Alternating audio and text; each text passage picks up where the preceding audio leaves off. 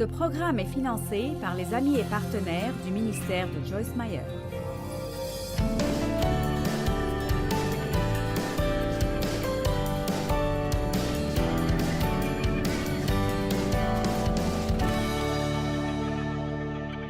Nous sommes sanctifiés, et ce mot veut dire « mis à part » pour une utilisation spéciale et sainte. Ceci est mon verre pour ces réunions, et nous ne l'utilisons pas pour autre chose. Êtes-vous avec moi? Je suis la seule personne qui boive de ce verre. Maintenant, c'est un exemple pathétique, mais il est mis de côté pour mon usage. Et bien que ce ne soit qu'un verre, les gens ont de la révérence pour mon verre. Combien d'entre vous ont compris? Bien, c'est un exemple pathétique de ce que Dieu nous dit, que nous sommes mis à part, sanctifiés pour son usage. Nous appartenons à Dieu Tout-Puissant, notre Père qui est aux cieux. Saint est ton nom. Vous ne pouvez plus prier la prière du Seigneur de la même manière que vous le faisiez. Cette prière couvre tout. Apocalypse 4, 1 à 8. Après cela, je regardai, et voici une porte était ouverte dans le ciel. La première voix que j'avais entendue, comme le son d'une trompette, et qui me parlait, dit « Monte ici, et je te ferai voir ce qui doit arriver dans la suite. » Aussitôt, je fus ravi en esprit. Et voici, il y avait un trône dans le ciel, et sur ce trône, quelqu'un était assis. Celui qui était assis avait l'aspect d'une pierre de jaspe et de sardoine, et le trône était environné d'un arc-en-ciel semblable à de l'émeraude.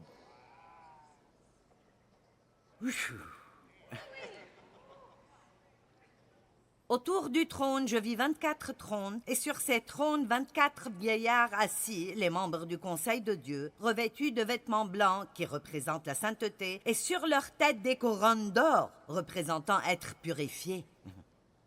Du trône sortent des éclairs, des bruits, des voix et des coups de tonnerre. Devant le trône brûlent 7 lampes ardentes. Ce ne semble pas être une petite chose. Donc, devant le trône brûlent 7 lampes ardentes qui sont les 7 esprits de Dieu. Il y a encore devant le trône comme une mer de verre transparente, semblable à du cristal. Au milieu du trône et autour du trône, il y a 4 êtres vivants, remplis Dieu devant et derrière, avec l'intelligence de ce qui est avant et à l'arrière d'eux. En d'autres termes, Dieu voit tout, mes bien-aimés. Le premier être vivant est semblable à un lion, le second est semblable à un veau, le troisième la face d'un homme et le quatrième à un aigle qui vole. Et je ne prétends pas comprendre tout cela. Mais restez avec moi. Les 4 êtres vivants ont chacun 6 ailes et ils sont remplis d'yeux tout autour et au-dedans et sous les ailes. Ils ne cessent de dire jour et nuit, Saint, Saint, Saint est le Seigneur Dieu, le Tout-Puissant, l'Omnipotent, qui était, qui est et qui vient. Allez, acclamez notre Dieu Saint ce soir.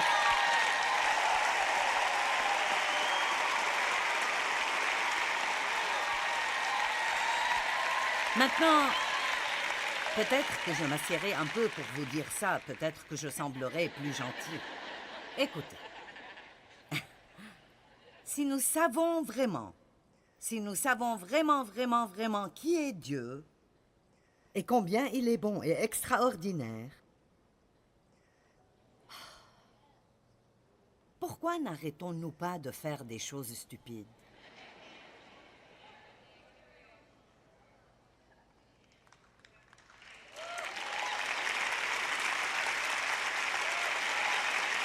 Je veux dire, commençons juste avec quelque chose, comme nous décider à ne plus ragoter.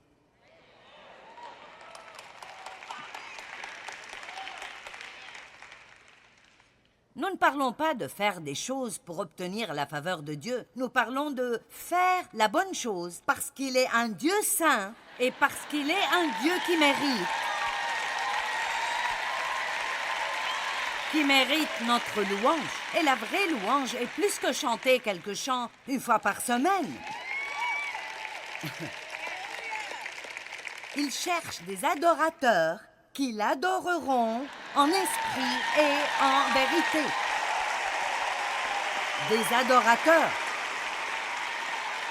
Vous le faites pour le Seigneur. Et jusqu'à ce que nous arrivions au point où... Et c'est un grand jour quand vous arriverez là. Dieu, tu es l'œil qui voit tout. Et tu vois tout.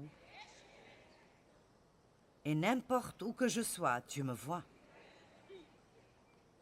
Et je veux vivre pour toi. Je vais faire ce que je fais pour toi, et même si je ne reçois pas d'appréciation ici, je le fais pour toi.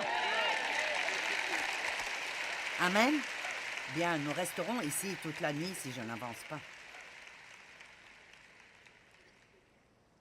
Dans le chapitre 6 d'Ésaïe, versets 1 à 5, nous voyons la réaction d'Ésaïe quand Dieu s'est manifesté.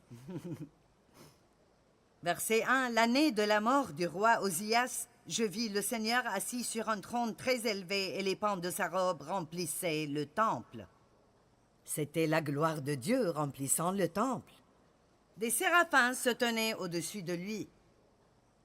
Et le mot séraphin signifie l'ardent, le brûlant. Ils avaient chacun 6 ailes, 2 dont ils se couvraient la face, 2 dont ils se couvraient les pieds et 2 dont ils se servaient pour voler. Ils criaient l'un à l'autre et disaient « Saint, Saint, Saint est l'Éternel des armées, toute la terre est pleine de sa gloire. » Les portes furent ébranlées dans leur fondement par la voix qui retentissait et la maison se remplit de fumée. Et voilà la réaction d'Ésaïe. Alors je dis « Malheur à moi ! Je suis perdu, car je suis un homme dont les lèvres sont impures. J'habite au milieu d'un peuple dont les lèvres sont impures. » Ésaïe a dit « Malheur à moi, je suis perdu. » Sa culpabilité a été établie juste pour les choses qu'il a dites, qui étaient inutiles.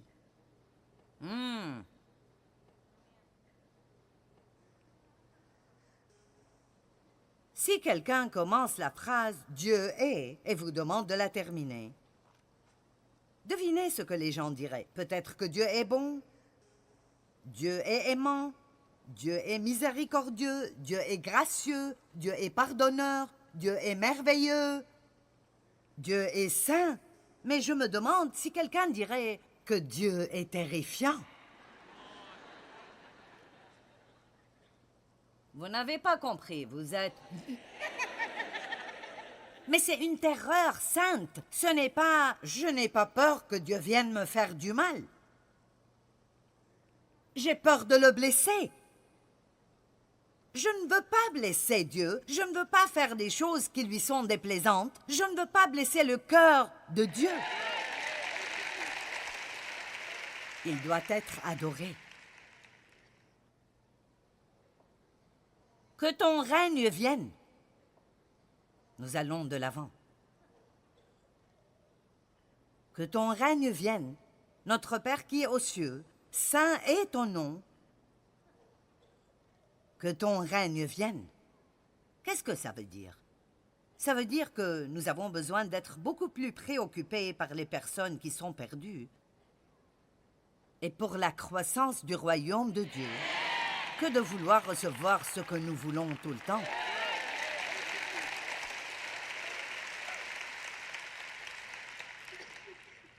Notre monde est rempli de souffrances et d'immoralité de tout genre. Ne courez pas après les choses, ne perdez jamais votre temps à courir après les choses. Cherchez d'abord le royaume de Dieu et sa justice, et toutes ces choses vous seront ajoutées. Le cri de nos cœurs devrait être « Dieu, quelle est ma mission? Quelle est ma mission? » Votre mission peut ne pas être le conducteur de louange ou le pasteur ou être le propriétaire d'une entreprise. Peut-être que votre mission est de nettoyer les toilettes dans l'église, mais faites-le avec un sourire sur votre visage et faites-le pour Dieu. Parce que quelqu'un doit le faire, pourquoi pas vous? Amen. J'aime quand les gens me disent « c'est ma mission ».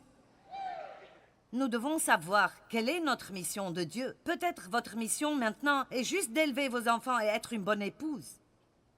Peut-être que votre mission maintenant est d'être le meilleur papa.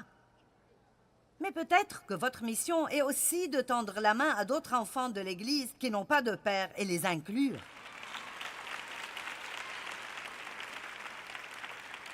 Quelle est votre mission de Dieu?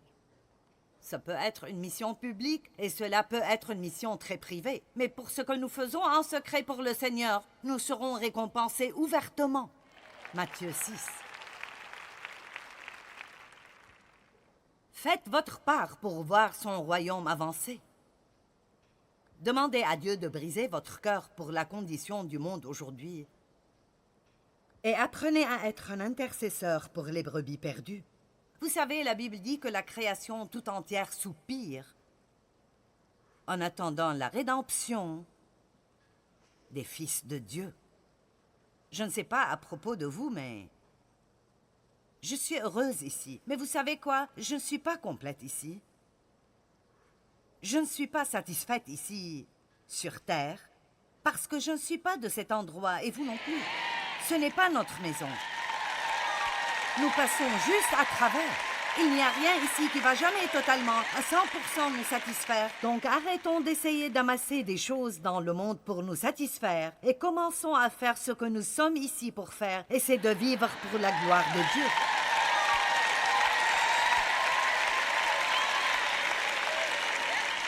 Que ton règne vienne, que ta volonté soit faite sur la terre comme au ciel. Que ta volonté soit faite.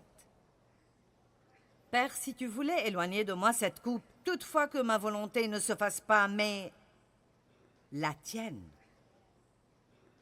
Nous disons souvent que toute chose concourt au bien de ceux qui aiment Dieu, de ceux qui sont appelés selon son dessein. Et nous n'entendons que toute chose concourt au bien.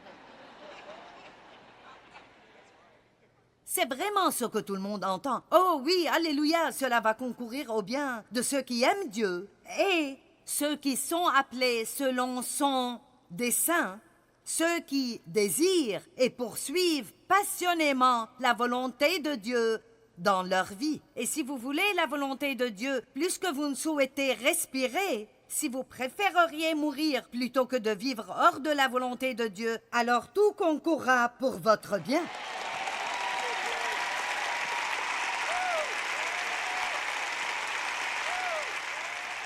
Et je sais que certains d'entre vous, vous êtes là depuis longtemps comme moi. Vous êtes juste comme moi. Vous en avez fini avec les choses du monde.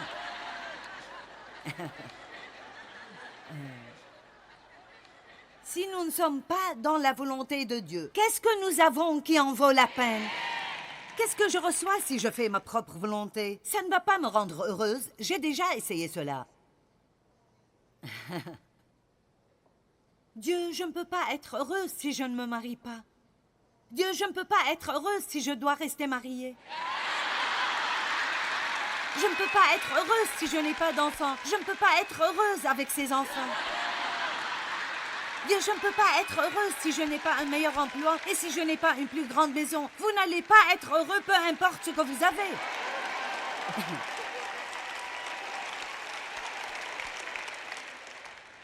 Parce qu'il n'y a pas de bonheur dans les choses. Il y a de la joie qu'en Jésus, et quand nous cherchons d'abord le royaume, il ajoutera toutes les choses. Et nous n'allons pas nous en faire tellement. Écoutez, je me réjouis vraiment quand Dieu fait des choses spéciales pour moi, et il le fait tout le temps. Mais c'est tellement rafraîchissant de ne pas avoir à les pourchasser.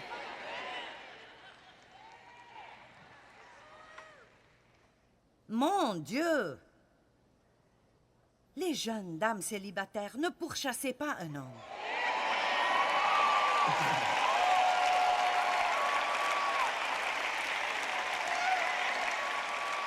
Pourchassez Dieu. Il fera que les hommes vous pourchassent.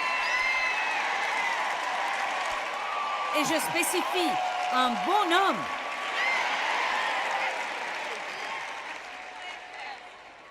Jésus a dit, « Pouvez-vous boire la coupe que je bois ?» Écoutez-moi, faire la volonté de Dieu n'est pas Toujours facile, ce n'est pas seulement amusement. Et très souvent, il y a beaucoup de soupirs avant que nous ayons les gloires. Amen. Nous nous amusons, et ceci est un message de feu, mais je réalise que ce que je demande aux gens de faire, de pardonner aux gens qui vous blessent, de ne pas dire du mal des personnes qui sont aussi...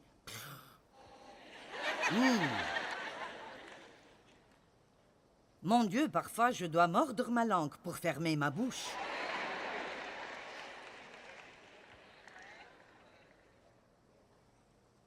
Car ce que Dieu veut, 1 Thessaloniciens 4:3, ce que Dieu veut, c'est votre sanctification, que vous soyez séparés et préparés pour la vie sainte, c'est que vous vous absteniez de la fornication et de l'impudicité.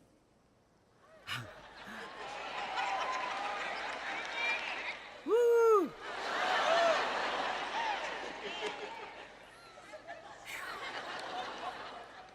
C'est que chacun de vous sache posséder son corps dans la sainteté, dans la consécration et la dignité, séparé de tout ce qui est profane, dans l'honneur, sans vous livrer à une convoitise passionnée comme font les païens, qui ne connaissent pas Dieu et n'ont aucune connaissance de sa volonté.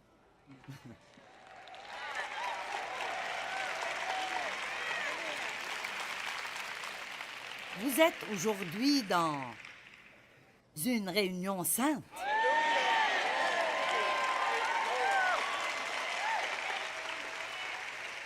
Combien d'entre vous comprenez que si nous n'entendons pas cela, avec toutes les autres choses, nous allons nous retrouver dans de très, très grands problèmes.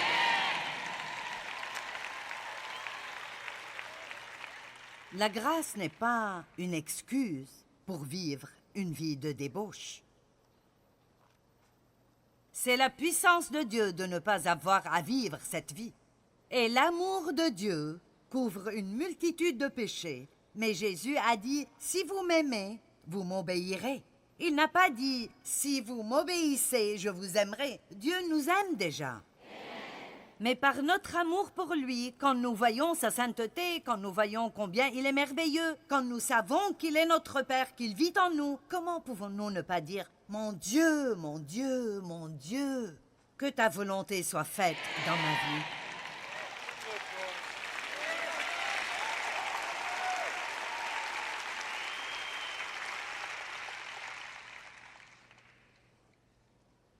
Que ta volonté soit faite sur terre comme au ciel. Donne-nous aujourd'hui notre pain quotidien. Jéhovah Jireh, le Seigneur qui pourvoit. Si vous regardez l'histoire de la manne des Israélites, elle apparaissait un jour à la fois, assez pour un jour à la fois. Et vous savez, Dieu veut nous apprendre à lui faire confiance un jour à la fois, un moment à la fois. Un jour à la fois, faire confiance à Dieu jour après jour. Ne vous inquiétez donc pas du lendemain, car le lendemain aura soin de lui-même.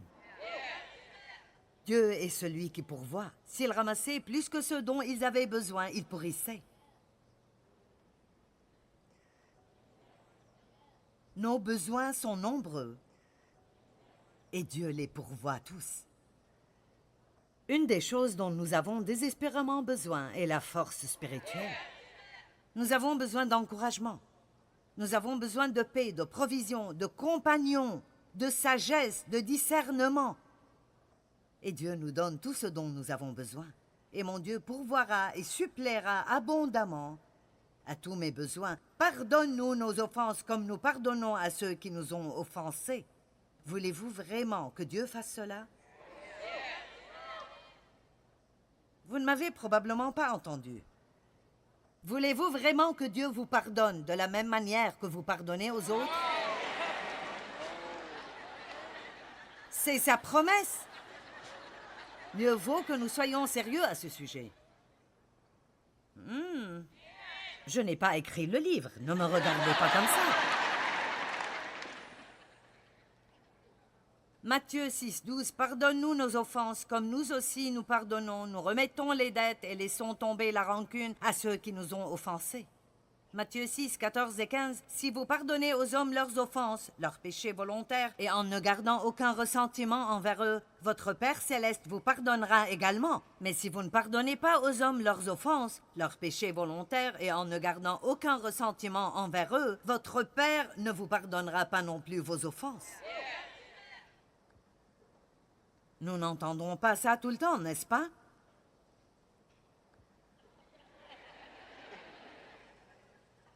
Je pense que si j'étais vous, je n'irais pas au lit cette nuit avant de pardonner à tout le monde.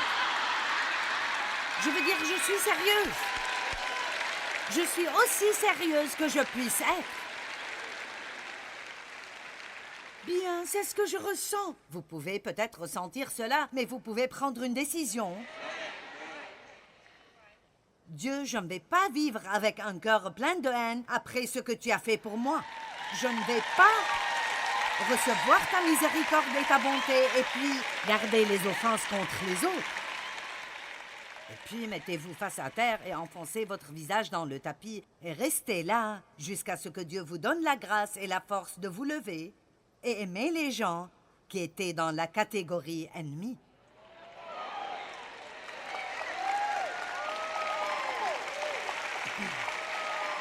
Mon Dieu, je souhaiterais avoir plus de temps. Ne nous soumets pas à la tentation,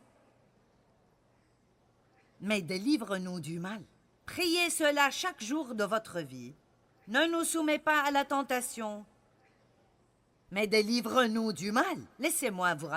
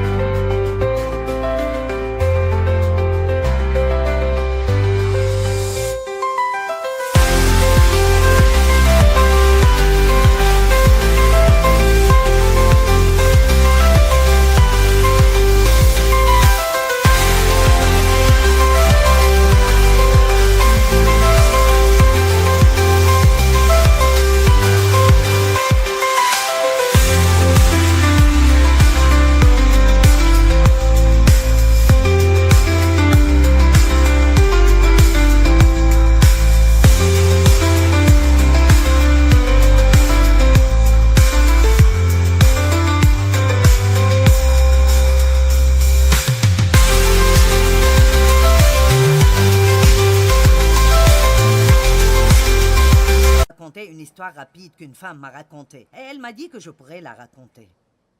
C'est une femme qui a été chrétienne pour beaucoup d'années. Une femme d'âge moyen qui était chrétienne depuis aussi longtemps que je la connais. Chrétienne depuis longtemps. Mais elle a un petit problème dans son cœur. Elle n'aime pas son mari. Et elle a dit, je ne l'aime pas. Je ne l'aime pas. Et elle était mariée avec lui depuis 45 ans, mais elle ne l'aimait pas parce qu'elle n'a pas travaillé avec Dieu pour fixer ce problème dans son cœur. Il y avait une petite porte ouverte. Et un jour, elle reçoit un message sur son ordinateur de quelqu'un homme qu'elle ne connaissait pas. Salut! Erreur stupide numéro 1. Elle répond au message. Salut. Le discernement ne fait pas cela. En résumé, et il a fallu un long moment, mais elle a dit que je pouvais raconter cela. Ce gars lui a dérobé près de 200 000 $.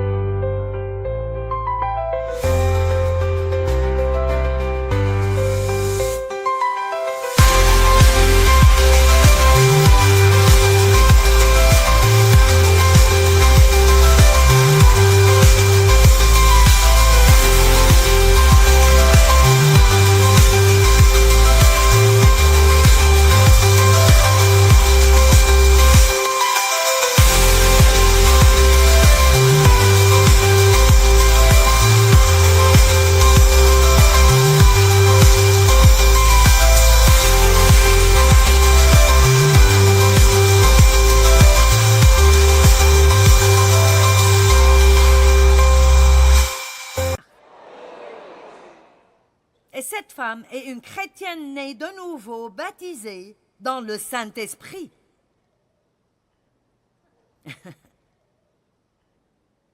Laissez-moi vous dire quelque chose. Nous avons des choses dans notre cœur. N'ignorez pas ces petites choses. Les petits renards détruisent la vigne. Il faut garder votre cœur propre devant Dieu, parce que si vous ne le faites pas, le diable va finir par l'utiliser contre vous. Cette femme est maintenant comme « Je ne peux pas croire que j'ai fait ça. » Vous savez quoi? Pas de discernement. Priez pour le discernement tous les jours de votre vie. Seigneur, délivre-nous du mal. Montre-moi les personnes méchantes. Aide-moi à m'éloigner des personnes qui ne sont pas bonnes pour moi. Aide-moi, Dieu, montre-moi qui est vraiment mon ami et qui ne l'est pas. Dieu, aide-moi à ne pas tomber dans la tentation. Les disciples ont succombé au sommeil et Jésus leur a dit, « Ne pouvez-vous pas vous lever et prier afin que vous ne tombiez pas dans la tentation? N'attendez pas que vous soyez entre les griffes de la plus grande tentation et dans un chaos émotionnel énorme. Priez tous les jours. Ne nous soumets pas à la tentation, mais délivre-nous du mal. » Pourquoi? Parce que vous êtes les seuls qui avez le pouvoir de faire ça.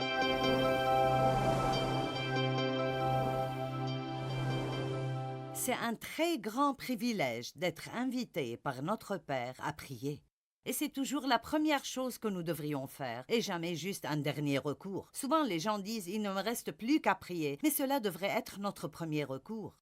Croyons que Dieu nous entend, qu'il est notre Père aimant et qu'il travaille dans nos vies. Vous savez, vous n'avez pas parce que vous ne demandez pas.